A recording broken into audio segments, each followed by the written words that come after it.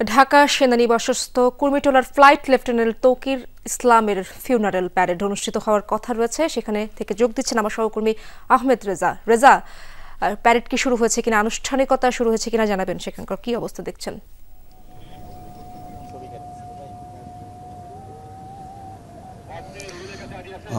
ইশরাত, এখানে ঠিক 12:45 যে ফ্লাইট লেফটেন্যান্ট তৌকির তার আসলে সেই যে জানাজাটি আনুষ্ঠানিকতাটি সেটি আসলে হওয়ার কথা রয়েছে এবং সেটার জন্যই আসলে সামরিক বাহিনীর বিভিন্ন ঊর্ধ্বতন কর্মকর্তারা ইতিমধ্যে আসলে এসে যুক্ত হয়েছেন এবং এখন আসলে সবাই অপেক্ষা করছিলেন যে 12:45 থেকে যে আনুষ্ঠানিকতাটি শুরু হওয়ার কথা সেটি আরো হয়তো কিছুটা সময় লাগবে।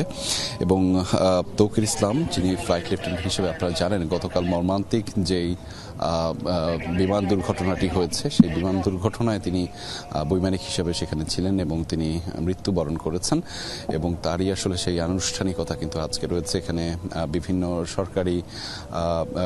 সরকারের বিভিন্ন ঊর্ধ্বতন কর্মকর্তারা রয়েছেন। ইতিমধ্যে স্বরাষ্ট্রমন্ত্রীও কিন্তু স্বরাষ্ট্র উপদেষ্টা এসে যুক্ত হওয়ার কথা রয়েছে এবং তিনি এসে যুক্ত হয়েছেন। এছাড়া আরো হয়তো কিছু আনুষ্ঠানিকতার পরেই সেই যে মূল কার্যক্রম হয়তো আরো কয়েকজনের জন্য অপেক্ষা করছেন এবং আমরা দেখতে পাচ্ছি যে এখানে তার স্বজনরাও কিন্তু অপেক্ষা করছেন। এছাড়া বিভিন্ন বাহিনীর 3 বাহিনীর সহ অন্যান্য অনেকেই কিন্তু এসে সেই জানাজায় অংশগ্রহণের জন্য সারিবদ্ধভাবে অপেক্ষমান অবস্থায় রয়েছে এবং একটু পরেই হয়তো সেই যে মূল আনুষ্ঠানিকতা সেটি শুরু হবে এবং এখানে তার কফিনবন্দি যে মরদেহটি সেটি আসলে নিয়ে আসা হবে। এবং আপনি জানেন যে ফ্লাইট লেফটেন্যান্ট তৌকির ইসলাম, যিনি গতকালকে তার সর্বোচ্চ চেষ্টাটি করেছেন, গতকালকে তার প্রথম আসলে সলো উড্ডয়ন ছিল। সেই সলো উড্ডয়নের পরপরই আসলে যে মর্মান্তিক দুর্ঘটনার শুরু হয়েছে।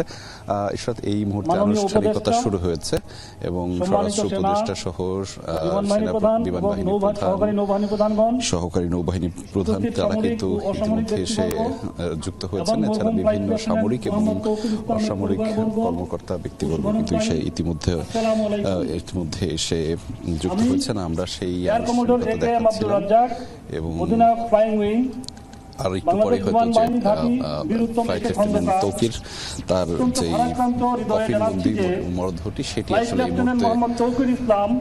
আসলে এই মুহূর্তে বের করা হচ্ছে। আমরা সেইটি একটু দেখাতে চাই এই মুহূর্তে।